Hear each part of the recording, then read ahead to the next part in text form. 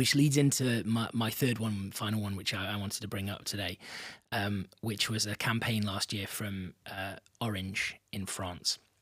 And the telephone company. Yes, the telephone company. Although I'm sure they probably wouldn't describe themselves as that. They'd probably be like, oh, we are, Telephone?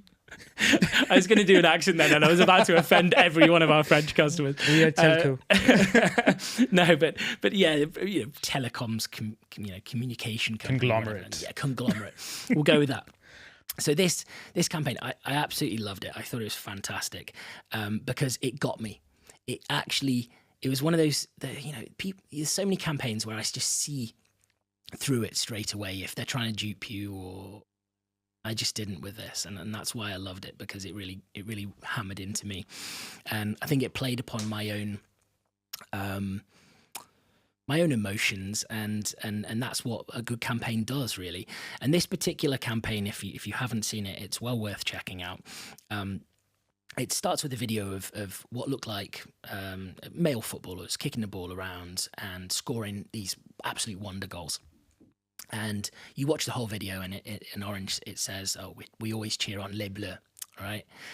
And then here comes the sort of punch, and it's like, but these weren't the famous male footballers that you've been watching. It wasn't Kylian Mbappe. It wasn't Antoine Griezmann. It was actually female footballers, and they show this cut to VFX, a deepfake AI sort of thing. Yeah.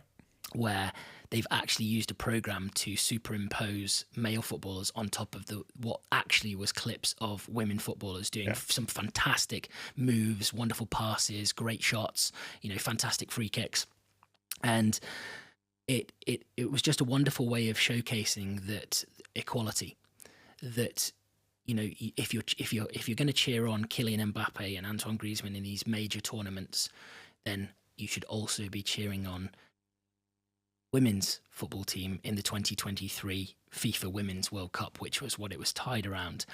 And Orange, big supporters of the French Football Federation, had identified this opportunity that perhaps women's football was not seen equal, particularly amongst men. They would go to the pub, they would tune in with their friends and watch the male football games, but they weren't actively participating in watching women's football.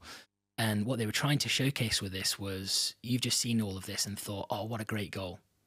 So it was taking people's preconceptions and completely screwing them up into a ball and throwing it, into the distance. And I love that aspect of taking what is an upwardly trending thing, in the fact that it was a women's sport, very, very upwardly trending industry and sector, along with AI, deepfake, again, an area where a lot of people are investing time and energy, but also getting very interested in. So you've got two areas which are trending upwards in terms of interest, and taking that together and putting it into an incredibly intelligent campaign. Yeah, I really like that. The way I kind of received that video or that campaign, right? What I liked is, as you mentioned, diversity, equality, gender equality is very trending.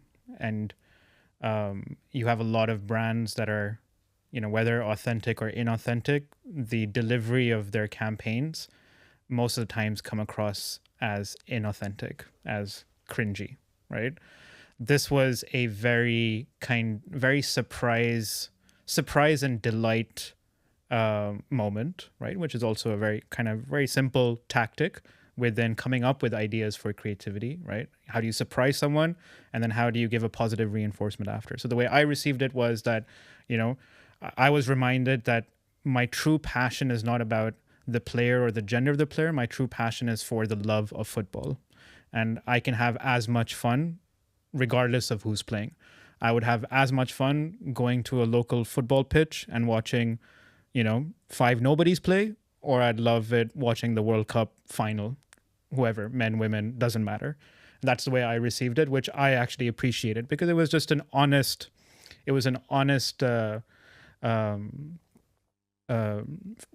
viewpoint of what the importance of sport and how it brings people together. Right? And it was also convincing, when it came down to it, now, and I probably would have been in that bracket of not really watching too many women's football games, whereas I would probably always watch the England men's team, for example. But now it really sort of makes you wonder, and it makes you think, well, actually, yeah, they've got a great point. It really it changed my behavior, and that's something that takes a lot to do, and I think that's why it was super powerful as well.